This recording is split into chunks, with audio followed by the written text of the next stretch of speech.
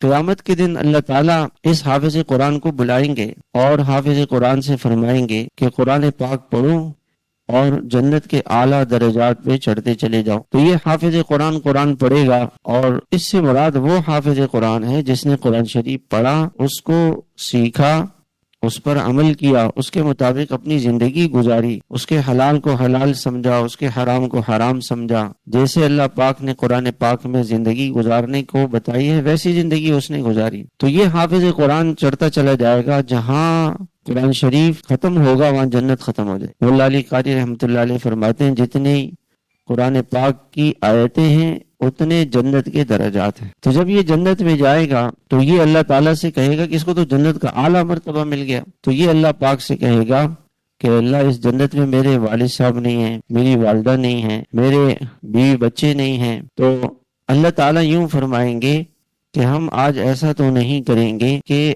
آپ کے ماں باپ کو آپ کو نیچے بھیج دیں ان کے پاس، بلکہ ہم ان سب کو آپ کی جنت میں جمع کر دیتے ہیں۔ والذین آمنوا واتبعتهم ذریتهم بإیمان الحقنا بهم ذریتهم وما علتناهم من عملهم من شیء۔ اللہ تعالیٰ فرمائیں گے کہ ہم تمہاری جنت میں تو کوئی کمی نہیں کریں گے، تمہاری اولاد کو تمہارے پاس بلا لیں گے۔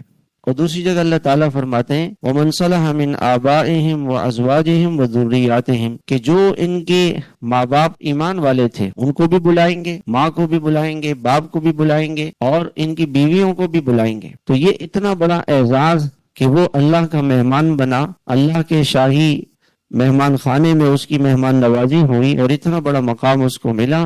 یہ قرآن شریف کی برکات ہیں، دنیا میں بھی آخرت میں۔ دنیا میں بھی اللہ تعالیٰ اس کی برکتیں دیتے ہیں اور آخرت میں بھی اللہ تعالیٰ اس کی برکات دیتے ہیں، آخرت میں بھی اللہ تعالیٰ اس کی برکات دیتے ہیں۔ تو یہ بہت بڑا اعزاز ہے اور بہت بڑی خوشخبری ہے والدین کے لیے۔